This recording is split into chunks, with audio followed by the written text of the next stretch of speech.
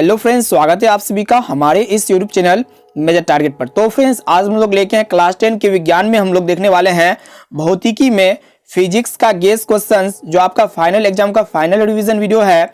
इसमें हम लोग 50 ऑब्जेक्टिव क्वेश्चंस को देखेंगे। अगर आप ये 50 ऑब्जेक्टिव क्वेश्चंस को देख लेते हैं ना, आपकी मैट्रिक बोर्ड परीक्षा में इससे बाहर एक भी प्रश्न नहीं आएगा। तो ये आपका पहला वीडियो है और इस तरफ फिजिक्स का दूसरा यानी कि 3 वीडियो टोटल आएगा। ये आपका पहला वीडियो है, पार्ट 2 आएगा, पार्ट 3 आएगा। इसलिए आप तीनों वीडियो को देख लेते हैं ना, तो आपके मैट्रिक बोर्ड परीक्षा में आपसे एक भी प्रश्न नहीं छूट सकता है। तो ये सारा का सारा प्रश्न आपका गेस क्वेश्चंस है, जो आपके आने वाले मैट्रिक बोर्ड परीक्षा के लिए बहुत इंपॉर्टेंट है, काफी महत्वपूर्ण है। इसमें क्या है कि प्रीवियस ईयर में बार बार पूछा हुआ प्रश्न है, काफी महत्वपूर्ण है। और उसके बाद जो है गेसिंग प्रश्न है, यहीं से आपका 100% प्रश्न आएगा ही आएगा। तो इस वीडियो को संपूर्ण शुरू से लेकर आखिरी तक जरूर देखिएगा। तो फ्रेंड्स, जल्दी से वीडियो को लाइक कर दीजिए। उससे पहले हमारे चैनल पर नए हैं ना, तो प्लीज चैनल को सब्सक्राइब करके बेल आइकन को प्रेस जरूर कर दीजिएगा। तो देखते हैं आज का प्रश्न। वीडियो को संपूर्ण शुरू से लेकर आखिरी तक जरूर देखिएगा। अब आइए देखिए यहाँ पे आज का फर्स्ट प्रश्न क्या करा है कि समतल दर्पण द्वारा बना प्रतिबिंब होता है। तो दोस्तों, समतल दर्पण द्वारा बना प्रतिबिंब जो होता है ना, वो आपका क्या होता है? काल्पनिक प्रतिबिंब होता है। यानी कि यहाँ पे हमारा option number B right answer हो जाएगा, काल्पनिक प्रतिबिंब। अगर काल्पनिक नहीं रहेगा ना, तो आभासी रहेगा। यानी कि समतल दर्पण में कैसा प्रतिबिंब बनता है? आभासी या फिर काल्पनिक। यहाँ पे हमारा ऑप्शन नंबर बी जो है ना, राइट आंसर हो जाएगा। अब चलिए देखिए यहाँ पे दूसरा प्रश्न काफी महत्वपूर्ण है कि लेंस की क्षमता का SI मात्रक है। तो दोस्तों, लेंस की क्षमता का जो प्रचलित SI मात्रक होता है ना, वो आपका डायप्टर होता है। यानी कि यहाँ पे हमारा option number A right answer हो जाएगा। इसके अतिरिक्त, डायप्टर के अतिरिक्त जो है ना, लेंस की क्षमता का जो अतिरिक्त मात्रक होता है, वो आपका क्या होता है? प्रति मीटर होता है या फिर आपका मीटर इनवर्स होता है। इसको भी आप लोग याद रखिए। आपके मैट्रिक बोर्ड परीक्षा में तीनों प्रकार का प्रश्न पूछे जाएंगे कि लेंस की क्षमता का SI मात्रक क्या होता है। अगर डायप्टर नहीं रहेगा ना, तो प्रति मीटर 100% रहेगा। अगर प्रति मीटर नहीं रहेगा तो मीटर इनवर्स रहेगा ही। अब चलिए फ्रेंड्स, अगला प्रश्न को देखते हैं। देखिए यहाँ पे तीसरा प्रश्न काफी महत्वपूर्ण है कि प्रकाश की किरणों का पथ दर्शाने वाले चित्र को कहा जाता है। तो दोस्तों, यहाँ पे पथ का मतलब होगा रास्ता। यानी कि प्रकाश की किरणों का पथ दर्शाने वाले चित्र को हम लोग क्या कहते हैं? किरण आरेख कहते हैं, या फिर फोकस कहते हैं, या फिर हम लोग किरण पुंज कहते हैं। तो यहाँ पे हम लोग किरण आरेख कहते हैं। यानी कि यहाँ पे हमारा ऑप्शन नंबर ए जो है ना, बिल्कुल सही उत्तर हो जाएगा। अब चलिए दोस्तों, अगला प्रश्न को देखते हैं। अब आइए फ्रेंड्स, देखिए यहाँ पे चौथा प्रश्न क्या करा है कि 2D क्षमता वाले लेंस का फोकसांतर होता है। तो दोस्तों, ये प्रश्न बहुत इंपॉर्टेंट। इस तरह के प्रश्न जो है ना, आपकी मैट्रिक बोर्ड परीक्षा में बराबर पूछे जाते हैं। तो यहाँ पे 2D क्षमता दिया हुआ है, यानी कि यहाँ पे आप सभी को क्षमता दिया हुआ है। ठीक है, तो आप सभी को पता होगा जो P बराबर फॉर्मूला क्या होता है? 1/F के बराबर होता है। तो चलिए आप सभी को यहाँ पे शॉर्टकट में बता देते हैं। यहाँ पे 2D दिया हुआ है ना, आप लोग क्या कीजिएगा कि जब भी यहाँ पे कुछ भी डाटा दिया हुआ रहेगा, उसको 100 से भाग कर दीजिएगा। ठीक है, यहाँ पे हमको क्या करना है कि यहाँ पे 100/2 कर देंगे। 100/2। अगर यहाँ पे 2 नहीं रहेगा तो 3 रहेगा, तो आपको 3 से डिवाइड करना है। अगर 3 नहीं रहेगा, 4 से, यानी कि कोई भी डाटा रहेगा ना, तो उससे आपको डिवाइड कर देना है। तो यहाँ पे इसको जब डिवाइड करेंगे तो कितना आएगा? 50 आएगा। यानी कि यहाँ पे जो है ना, हमारा ऑप्शन नंबर डी बिल्कुल राइट आंसर हो जाएगा, 50 सेंटीमीटर। अब चलिए देखिए यहाँ पे नेक्स्ट प्रश्न क्या करा है कि किसी उत्तल लेंस का फोकसान दर 50 सेंटीमीटर है, तो उसकी क्षमता होगी। तो देखिए यहाँ पे P बराबर जो फॉर्मूला होता है 1/F होता है। ठीक है, तो इसके अकॉर्डिंग इसको हम लोग सोल्व करेंगे। तो यहाँ पे आपसे वो क्या पूछ रहा है? P का मान पूछ रहा है। तो हम लोग क्या करेंगे कि 100 से 50 को डिवाइड कर देंगे, यानी कि 100/50 हो जाएगा। जब इसको हम लोग काटेंगे तो 50 दूना 100 हो जाएगा। यानी कि यहाँ पे उत्तल लेंस की जो क्षमता होता है ना, प्लस में होता है, यानी कि +2 डायप्टर। यहाँ पे हमारा ऑप्शन नंबर डी बिल्कुल सही उत्तर हो जाएगा। अब आइए देखिए यहाँ पे नेक्स्ट प्रश्न क्या करा है कि छठा प्रश्न कि प्रकाश के किरणों के समूह को हम लोग क्या कहते हैं? बताइए यहाँ पे प्रकाश के किरणों के समूह को हम लोग क्या कहते हैं? किरण पुंज कहते हैं। यानी कि यहाँ पे हमारा ऑप्शन नंबर बी बिल्कुल सही उत्तर हो जाएगा। अब आइए फ्रेंड्स, देखिए यहाँ पे नेक्स्ट प्रश्न क्या करा है कि काल्पनिक प्रतिबिंब होता है। दोस्तों, काल्पनिक प्रतिबिंब जो होता है ना, वो क्या होता है? यहाँ पे हमारा ऑप्शन नंबर जो है ना, ए राइट आंसर हो जाएगा, सीधा होता है। काल्पनिक प्रतिबिंब कैसा होता है? सीधा होता है। अब आइए देखिए यहाँ पे नेक्स्ट प्रश्न क्या करा है कि लेंस में मुख्य फोकस की संख्या कितनी होती है। तो दोस्तों बताइए, यहाँ पे लेंस के जो मुख्य फोकस की संख्या कितना होता है? 2 मुख्य फोकस होते हैं। लेंस में 2 मुख्य फोकस होते हैं। यानी कि यहाँ पे हमारा ऑप्शन नंबर ए जो है ना, बिल्कुल सही उत्तर हो जाएगा। अब आइए देखिए यहाँ पे नेक्स्ट प्रश्न क्या करा है कि सर्च लाइट का परावर्तक सतह होता है। तो दोस्तों, सर्च लाइट का जो परावर्तक सतह होता है ना, वो आपका अवतल दर्पण से बना होता है। यानी कि यहाँ पे हमारा ऑप्शन नंबर बी बिल्कुल सही उत्तर हो जाएगा। अब आइए देखिए यहाँ पे नेक्स्ट प्रश्न क्या करा है कि दाढ़ी बनाने में कौन सा दर्पण प्रयुक्त होता है? काफी महत्वपूर्ण प्रश्न है। तो दाढ़ी बनाने में जो है ना, अवतल दर्पण का प्रयुक्त होता है। यानी कि यहाँ पे हमारा ऑप्शन नंबर सी बिल्कुल सही उत्तर हो जाएगा। अब आइए देखिए यहाँ पे नेक्स्ट प्रश्न क्या करा है कि मानव नेत्र के किस भाग पर किसी वस्तु का प्रतिबिंब बनता है। तो दोस्तों मानव नेत्र के किस भाग पर जो है ना किसी भी वस्तु का प्रतिबिंब बनता है, तो परितारिका या फिर आपका कॉर्निया या फिर पुतली या फिर रेटिना या फिर दृष्टिपटल। तो दोस्तों मानव नेत्र के जो है ना रेटिना या फिर दृष्टिपटल में ये किसी भी वस्तु का प्रतिबिंब बनता है, यानी कि यहाँ पे हमारा ऑप्शन नंबर डी बिल्कुल सही उत्तर हो जाएगा। अब आइए देखिए यहाँ पे नेक्स्ट प्रश्न काफी महत्वपूर्ण है कि नेत्र में किसी वस्तु का प्रतिबिंब होता है। तो दोस्तों नेत्र में किसी भी वस्तु का जो प्रतिबिंब बनता है ना वो आपका कैसा बनता है, वास्तविक उल्टा और छोटा बनता है या फिर वास्तविक उल्टा बड़ा बनता है। तो दोस्तों आप सभी को बता देते हैं नेत्र में किसी भी वस्तु का जो प्रतिबिंब बनता है कैसा बनता है, वास्तविक छोटा, वास्तविक उल्टा और छोटा बनता है, यानी कि यहाँ पे हमारा ऑप्शन नंबर सी बिल्कुल सही उत्तर हो जाएगा। अब आइए देखिए यहाँ पे नेक्स्ट प्रश्न क्या कराए कि जरा दूरदर्शिता से पीड़ित व्यक्ति का उपचार किस प्रकार के लेंस से किया जाता है। तो बताइए यहाँ पे जब भी किसी व्यक्ति की आंख में जरा दृष्टि दोष या फिर जरा दूरदर्शिता होता है तो उस व्यक्ति को जो है ना किस प्रकार के लेंस का प्रयोग करना चाहिए, तो बाइफोकल या फिर द्विफोकसित हम लोग लेंस कहते हैं, यानी कि यहाँ पे हमारा ऑप्शन नंबर बी बिल्कुल सही उत्तर हो जाएगा। अब आइए देखिए यहाँ पे नेक्स्ट प्रश्न काफी महत्वपूर्ण प्रश्न को देख रहे हैं। देखिए यहाँ पे क्या कराए कि तारों के टिमटिमाने की व्याख्या किस सिद्धांत पर आधारित है। तो तारों के टिमटिमाने की व्याख्या जो है ना ये आपका प्रकाश अपवर्तन के सिद्धांत पर आधारित है, यानी कि यहाँ पे हमारा ऑप्शन नंबर ए बिल्कुल सही उत्तर हो जाएगा, अपवर्तन के सिद्धांत पर आधारित है। अब चलिए देखिए यहाँ पे नेक्स्ट प्रश्न काफी महत्वपूर्ण प्रश्न को देख रहे हैं, प्लीज वीडियो को संपूर्ण जरूर देखिए। देखिए यहाँ पे क्या करा है कि जो नेत्र निकट की वस्तुओं को स्पष्ट नहीं देख पाता है उस नेत्र में होता है। तो दोस्तों जो भी नेत्र निकट की वस्तुओं को स्पष्ट नहीं देख पाता है ना तो उसके आंख में दूर दृष्टि दोष होता है। आप लोग गलती नहीं कीजिएगा, आप लोग क्या कर देते हैं, निकट दृष्टि दोष कर देते हैं, ये सरासर आपका गलत है। आप लोग यहाँ पे क्या सोचते हैं, क्योंकि यहाँ पे निकट दृष्टि दोष यहाँ पे जो है ना क्या है कि निकट की वस्तुओं को साफ नहीं देख पाता तो क्या होगा, आप लोग निकट दृष्टि दोष करते हैं, ये गलत है। निकट की वस्तुओं को जो साफ नहीं देख पाता है उसमें क्या होता है, दूर दृष्टि दोष होता है, और जिसमें दूर की वस्तुओं को साफ नहीं देख पाता है वो किसमें क्या होता है, निकट दृष्टि दोष होता है। इसको आप लोग अच्छा तरह से बढ़िया तरह से याद रखिए। अब आइए देखिए यहाँ पे नेक्स्ट प्रश्न काफी महत्वपूर्ण है। प्रकाश की किरण जब किसी प्रिज्म से गुजरती है तब जो रंग यानी कि वर्ण सबसे अधिक विचलित होता है वह है। तो दोस्तों जब भी श्वेत प्रकाश को किसी प्रिज्म से गुजारते हैं ना, जो भी रंग यानी कि वर्ण विचलित होता है सबसे अधिक वो उस रंग का नाम आप सभी को बतलाना है। तो आपका क्या होगा, बैगनी। बैगनी रंग का विचलन क्या होता है, विचलन का अर्थ होता है झुकाव, ठीक है। तो यहाँ पे बैगनी रंग का झुकाव क्या होता है, सबसे अधिक होता है, यानी कि यहाँ पे हमारा ऑप्शन नंबर सी बिल्कुल सही उत्तर हो जाएगा। और ये लाल रंग जो है ना, लाल रंग का झुकाव क्या होता है, सबसे कम होता है। इसको भी बढ़िया तरह से आप लोग याद रखिए। अब चलिए अगला प्रश्न देखते हैं। देखिए यहाँ पे क्या करा है कि अपने लेंस की फोकस दूरी को बदलकर या फिर यहाँ पे आपसे बतलाना है कि अपने लेंस की फोकस दूरी को बदलकर दूर या निकट की वस्तु को साफ देख सकने के आंख के गुण को हम लोग क्या कहते हैं, नेत्र के समंजन क्षमता या फिर दूरदृष्टि दोष कहते हैं या फिर जरा दृष्टि दोष कहते हैं या फिर क्या कहते हैं, बताइए। यहाँ पे जब भी अपने लेंस की फोकस दूरी को बदल करके दूर या निकट की वस्तु को साफ देखने के लिए आंख के इस गुण को हम लोग क्या कहते हैं, नेत्र की समंजन क्षमता कहते हैं, यानी कि यहाँ पे जो 17 का राइट आंसर हो जाएगा क्या हो जाएगा, बी हो जाएगा, समंजन क्षमता।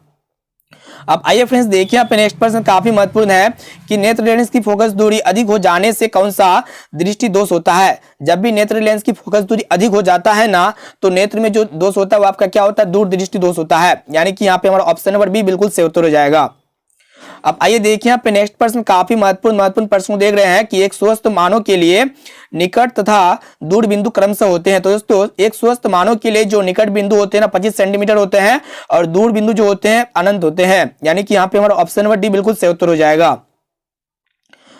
अब आइए देखिए यहाँ पे नेक्स्ट प्रश्न काफी महत्वपूर्ण है कि नेत्र की समंजन क्षमता कम हो जाने से उत्पन्न होता है। तो बताइए यहाँ पे जब भी नेत्र की समंजन क्षमता कम हो जाता है तो कौन सा क्या होता है, क्या उत्पन्न होता है। तो देखिए आप सभी को बता देते हैं, जब भी नेत्र की समंजन क्षमता कम हो जाता है ना, नेत्र में क्या होता है, जरा दृष्टि दोष होता है। यहाँ पे हमारा ऑप्शन नंबर सी बिल्कुल सही उत्तर हो जाएगा। अब आइए देखिए यहाँ पे नेक्स्ट प्रश्न क्या कराएगी, निम्न में से कौन अर्धचालक नहीं है। तो दोस्तों अर्धचालक क्या होता है, जो सेमीकंडक्टर कौन कौन होता है उसको पहले देख लेते हैं।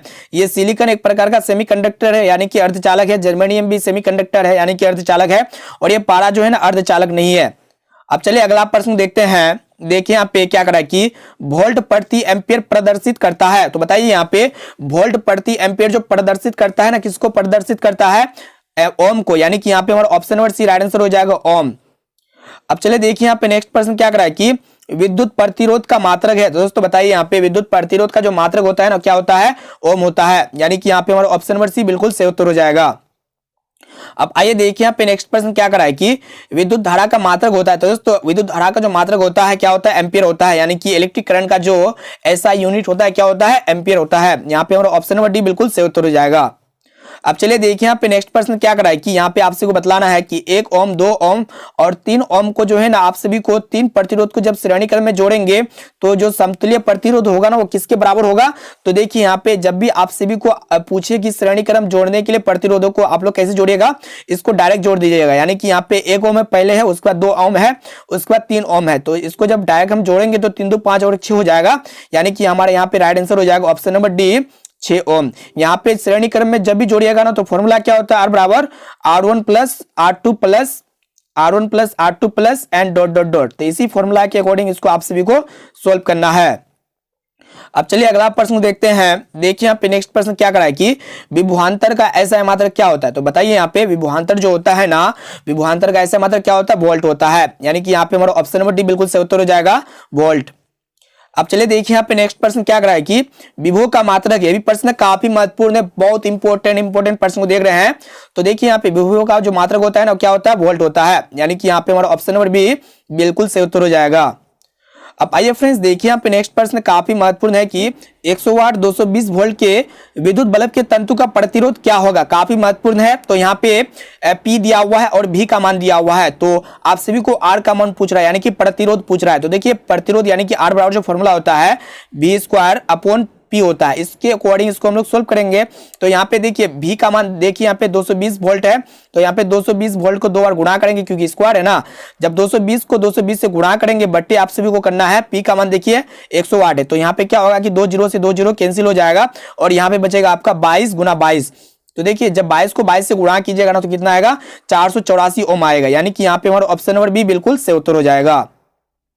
अब आइए देखिए यहाँ पे नेक्स्ट प्रश्न काफी महत्वपूर्ण है कि टंगस्टन निम्नलिखित में किस ताप पर पिघलता है। तो बताइए यहाँ पे टंगस्टन का जो पिघलना का क्षमता होता है किस ताप पर पिघलता है। तो यहाँ पे टंगस्टन जो पिघलता है ना 3500 डिग्री सेल्सियस पर पिघलता है। यानी कि यहाँ पे हमारा ऑप्शन नंबर सी बिल्कुल सही उत्तर हो जाएगा।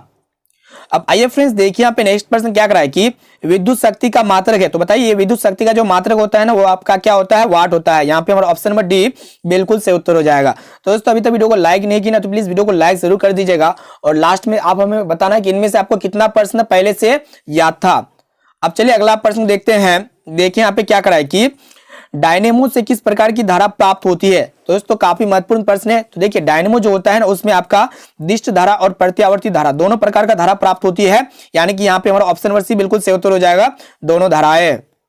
अब चलिए देखिए यहाँ पे नेक्स्ट प्रश्न क्या करा है कि विद्युत बल्ब में कौन सी गैस भरी रहती है। तो दोस्तों आप सभी को पता होगा विद्युत बल्ब में कौन सा गैस भरा रहता है, निष्क्रिय गैस भरी रहती है। यानी कि यहाँ पे हमारा ऑप्शन नंबर सी बिल्कुल सही उत्तर हो जाएगा, निष्क्रिय गैस। अब चलिए देखिए यहाँ पे नेक्स्ट प्रश्न क्या करा है कि भारत में उत्पादित प्रत्यावर्ती विद्युत धारा की आवृत्ति होती है। तो दोस्तों बताइए यहाँ पे भारत में उत्पादित प्रत्यावर्ती विद्युत धारा की जो आवृत्ति होता है ना कितना होता है, 50 हर्ट्ज होता है। यानी कि यहाँ पे हमारा ऑप्शन नंबर ए बिल्कुल सही उत्तर हो जाएगा, 50 हर्ट्ज। यानी कि 1 सेकंड में जो है ना इलेक्ट्रिक करंट जो है 50 बार दिशा चेंज करती है प्रत्यावर्ती धारा। अब चलिए देखिए यहाँ पे नेक्स्ट प्रश्न क्या करा है कि हमारे देश में विद्युतमय तार एवं उदासीन तार के बीच कितना विभवांतर होता है। बताइए यहाँ पे हमारे देश में जो है ना विद्युतमय तार और उदासीन तार के बीच जो विभवांतर होता है 220 वोल्ट का होता है। यानी कि यहाँ पे हमारा ऑप्शन नंबर सी बिल्कुल सही उत्तर हो जाएगा। अब चलिए देखिए यहाँ पे नेक्स्ट प्रश्न काफी महत्वपूर्ण है, काफी महत्वपूर्ण प्रश्न को देख रहे हैं। देखिए यहाँ पे क्या करा है कि विद्युतमय तार किस रंग का होता है। तो बताइए यहाँ पे विद्युतमय तार जो होता है ना इसका जो रंग होता है लाल रंग का होता है। यानी कि यहाँ पे हमारा ऑप्शन नंबर बी बिल्कुल सही उत्तर हो जाएगा। अब चलिए देखिए यहाँ पे नेक्स्ट प्रश्न क्या करा है कि पृथ्वी का विभव होता है। तो दोस्तों पृथ्वी का जो पोटेंशियल होता है, जो विभव होता है ना वो आपका क्या होता है, शून्य होता है। यानी कि 0 होता है। यहाँ पे हमारा option number C correct answer हो जाएगा, काफी महत्वपूर्ण है। अब चलिए देखिए यहाँ पे नेक्स्ट प्रश्न क्या करा है कि चुंबकीय बल क्षेत्र का ऐसा मात्रक है। तो दोस्तों चुंबकीय बल क्षेत्र का जो ऐसा मात्रक होता है ना वो आपका क्या होता है, तो वो आपका होता है न्यूटन प्रति एम्पियर मीटर। यानी कि यहाँ पे हमारा ऑप्शन नंबर डी बिल्कुल सही उत्तर हो जाएगा, न्यूटन प्रति एम्पियर मीटर। काफी महत्वपूर्ण प्रश्न को देख रहे हैं। अब चलिए देखिए यहाँ पे नेक्स्ट प्रश्न क्या करा है कि चुंबकीय क्षेत्र के प्रभाव में विद्युत धारा होता है। तो दोस्तों बताइए यहाँ पे चुंबकीय क्षेत्र के प्रभाव में जो विद्युत धारा होता है ना वो आपका क्या होता है, चालक पर बल उत्पन्न होता है। यानी कि यहाँ पे हमारा ऑप्शन नंबर सी बिल्कुल सही उत्तर हो जाएगा, चालक पर बल उत्पन्न होना। अब आइए फ्रेंड्स देखिए यहाँ पे नेक्स्ट प्रश्न काफी महत्वपूर्ण है कि चुंबक द्वारा धारावाही चालक पर लगाए गए बल की दिशा ज्ञात की जाती है। तो बताइए यहाँ पे चुंबक द्वारा धारावाही चालक पर लगाए गए बल की जो दिशा ज्ञात की जाती है ना, वो आपका फ्लोएम के वाम हस्त के नियम के द्वारा ज्ञात की जाती है। यानी कि यहाँ पे हमारा ऑप्शन नंबर ए बिल्कुल सही उत्तर हो जाएगा, फ्लोएम के वाम हस्त नियम। अब चलिए फ्रेंड्स अगला प्रश्न देखते हैं। देखिए यहाँ पे काफी महत्वपूर्ण है कि विद्युत मोटर को चलाया जा सकता है। तो दोस्तों इलेक्ट्रिक मोटर जो होता है ना, उसको हम लोग किससे चलाते हैं? प्रत्यावर्ती धारा से चलाते हैं या फिर आपका दिष्ट धारा से चलाते हैं। तो देखिए विद्युत मोटर जो हम लोग चलाते हैं ना, वो आपका प्रत्यावर्ती और दिष्ट धारा यानी कि दोनों धारा से चलाते हैं। यानी कि यहाँ पे हमारा ऑप्शन नंबर सी बिल्कुल सही उत्तर हो जाएगा। अब आइए देखिए यहाँ पे नेक्स्ट प्रश्न क्या कराएगी कि निम्न में से कौन बायोगैस ईंधन का स्रोत नहीं है? काफी महत्वपूर्ण है। तो दोस्तों यहाँ पे बायोगैस ईंधन का स्रोत कौन है उसको पहले देख लेते हैं। लकड़ी है, गोबर गैस है, उसके बाद कोयला है। ये तीनों प्रकार क्या है? बायोगैस ईंधन का स्रोत है। लेकिन ये नाभिक की ऊर्जा जो है ना, ये बायोगैस ईंधन का स्रोत का उदाहरण नहीं है। यहाँ पे हमारा ऑप्शन नंबर सी बिल्कुल सही उत्तर हो जाएगा, नाभिक की ऊर्जा। अब चलिए देखिए यहाँ पे नेक्स्ट प्रश्न क्या कराए कि ग्लोबल वार्मिंग के लिए उत्तरदायी गैस है। तो दोस्तों बताइए यहाँ पे ग्लोबल वार्मिंग के लिए जो उत्तरदायी गैस होता है ना, वो आपका CO2 होता है, यानी कि कार्बन डाइऑक्साइड गैस होता है। अब चलिए देखिए यहाँ पे नेक्स्ट प्रश्न क्या कराए कि सूर्य तथा अन्य तारों की विशाल ऊर्जा के स्रोत है। तो दोस्तों सूर्य तथा अन्य तारों की विशाल ऊर्जा के जो स्रोत है ना, वो आपका क्या है? नाभिक के संलयन है। यानी कि यहाँ पे हमारा ऑप्शन नंबर ए बिल्कुल सही उत्तर हो जाएगा। अब आइए फ्रेंड्स देखिए यहाँ पे नेक्स्ट प्रश्न काफी महत्वपूर्ण है कि नाभिक के विखंडन को नियंत्रित करने में प्रयुक्त होता है। तो दोस्तों बताइए यहाँ पे नाभिक के विखंडन को जो ऐसी करने के लिए यानी कि नियंत्रित करने के लिए प्रयुक्त जो होता है ना, वो आपका क्या होता है? वो आपका लोहे की छड़ होता है या फिर कैडमियम की छड़ होता है या फिर आपको स्टील का छड़ होता है या फिर एल्यूमिनियम का छड़ होता है। तो यहाँ पे नाभिक के विखंडन को नियंत्रित करने के लिए जो छड़ होता है ना, वो आपका कैडमियम की छड़ होता है। यहाँ पे हमारा ऑप्शन नंबर सी बिल्कुल सही उत्तर हो जाएगा। काफी महत्वपूर्ण प्रश्न है, यहीं से आपका 100% प्रश्न रहेगा आपकी मैट्रिक परीक्षा में। देखिए यहाँ पे क्या करा है कि किसी नाभिक के विखंडन में मुक्त ऊर्जा होता है। तो दोस्तों किसी भी नाभिक के विखंडन में जो मुक्त ऊर्जा होता है ना, वो आपका क्या होता है? 200 MeV होता है। यानी कि यहाँ पे हमारा ऑप्शन नंबर सी बिल्कुल सही उत्तर हो जाएगा।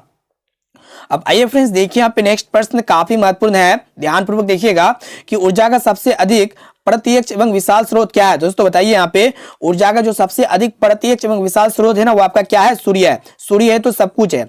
अब चलिए देखते हैं नेक्स्ट प्रश्न को। देखिए यहाँ पे क्या करा है कि बॉक्सनुमा सौर कुकर में 3 से 4 घंटे के अंदर का ताप हो जाता है। तो जो ताप हो जाता है ना, बॉक्सनुमा जो सोलर कुकर होता है, 3 से 4 घंटे के अंदर में जो टेम्परेचर हो जाता है, वो कितना हो जाता है? 100 डिग्री सेल्सियस से लेकर 140 डिग्री सेल्सियस तक। यानी कि यहाँ पे हमारा ऑप्शन नंबर बी बिल्कुल सही उत्तर हो जाएगा। अब आइए फ्रेंड्स देखिए यहाँ पे नेक्स्ट प्रश्न काफी महत्वपूर्ण है कि पवनों का देश कहा जाता है। काफी महत्वपूर्ण है दोस्तों। यहाँ पे पवनों का जो देश कहते हैं ना, किसको कहते हैं? डेनमार्क को कहते हैं। यहाँ पे हमारा ऑप्शन नंबर सी बिल्कुल सही उत्तर हो जाएगा।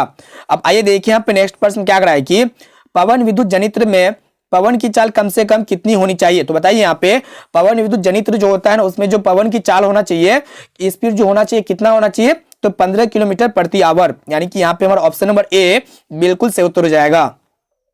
अब आइए फ्रेंड्स देखिए यहाँ पे नेक्स्ट प्रश्न और अंतिम प्रश्न क्या कराए कि जीवाश्म ईंधन का उदाहरण है। दोस्तों जीवाश्म ईंधन क्या होता है? जो जीव जंतुओं से प्राप्त ईंधन होता है, जैसे कोयला हो गया, लकड़ी हो गया, गोबर गैस हो गया, ये आपका क्या होता है? तीनों जीवाश्म ईंधन होता है। यानी कि यहाँ पे हमारा ऑप्शन नंबर डी बिल्कुल सही उत्तर हो जाएगा, ये सभी।